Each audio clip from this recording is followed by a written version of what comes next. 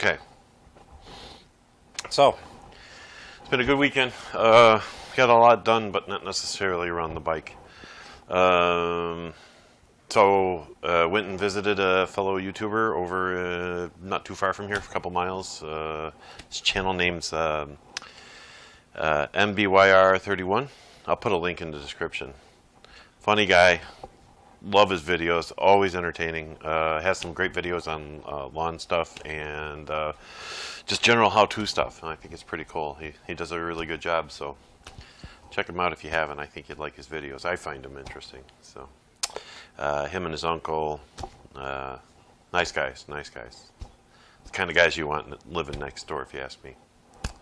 Okay, that said, I also went and saw another YouTuber who doesn't really do much but on YouTube, but occasionally he throws something up, and that's Godffery over at Godfrey's Garage. He set me up with a wider rear wheel for my bike. This is the same tire, but it's now on a 750 rim instead of the 550 rim. It's completely balanced and strung up properly, and it's as perfect as we're going to get it. So I want to thank him for that. He had a couple of other great rims that if I had the money, these would be gone in a heartbeat. Unfortunately, they're $300 rims, and I just don't have that kind of cash. So, but I'll insert a couple of pictures right about here. There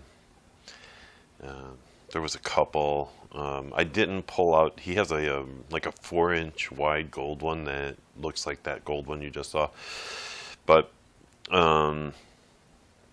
it was in a box, and I didn't want to take it out. It was obviously for another customer.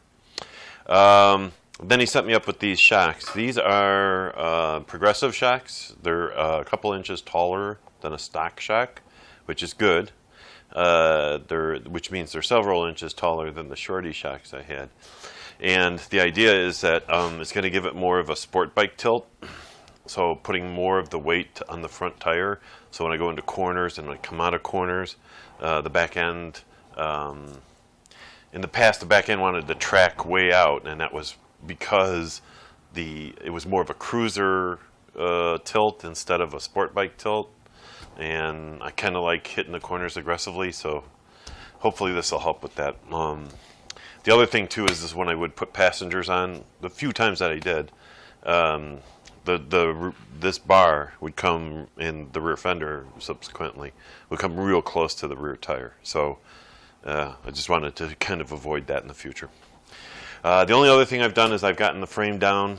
As you can see, it's I've managed to get the frame down pretty good. It's bare metal. Pretty much everything's bare metal at this point. I do have a few spots left on here. If you can see here, I still have some paint to get off, but it would have been done already, but I had to run to the store and get another.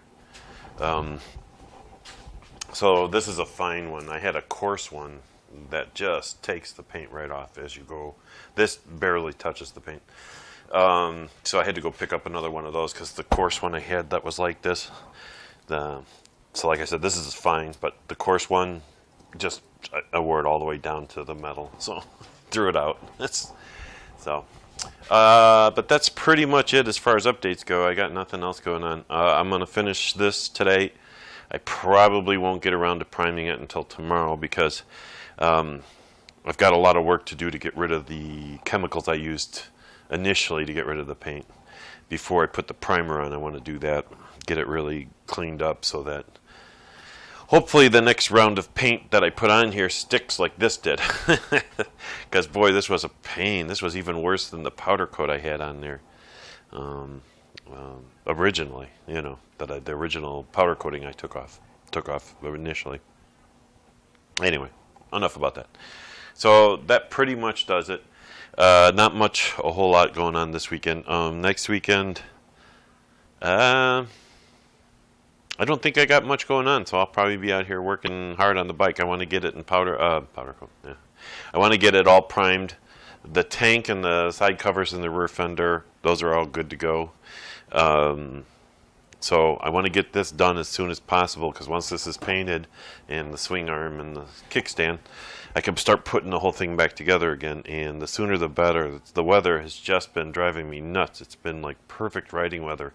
It's done nothing but rain the last 2 days, but now they're saying it'll be, you know, in the 60s coming up here in the next couple of days, and sunny. So it's like, oh, I should be out riding. So I want to get this done, but I don't want to rush, right? So it's kind of that immortal tug and pull. Oh, and Godfrey is working on a steering dampener for me too, so that'll help with the front wobble that I get over 65. At least I'm hoping so. So that's going to go on there as soon as he's done. He's got the one that's for a 750, which means it bolts to the triple tree okay. The problem is here. This frame thickness is too thin, so he's going to create, fabricate a bushing or a filler so that we can use the clamp, but it'll clamp tightly and not, you know, because right now it's like, it's so loose, it's like that. So, you know, like that. So he'll have to put some way to fill that gap so that it holds on tight. But yeah, it'll go here and under the triple tree. And then I've got a gold dampener. It just happened to be gold. I didn't select it because it was gold for it with 5 settings. So I think that'll help. And so Godfrey, I want to thank him for that. He used his own time. I helped. I mean, I did what I could, but really it was him. And you know, he used his own weights, and he got this rim out of his stash, and just took the time and the effort to do this for me without asking anything in return. The shocks were an even trade for my shocks. These are slightly used and scratched up and whatever, and mine were pretty much brand new. But that's okay. My feeling is, you know, I'm good with that. It's probably an even trade. So anyway, yeah. So I gotta get hammering on this, and then we'll call it good. And then I'll bring it back next week when I got something, and then hopefully I'll be doing more with Bandy over at MBYR 31. I certainly would like to. So we'll see how that goes. All right, later.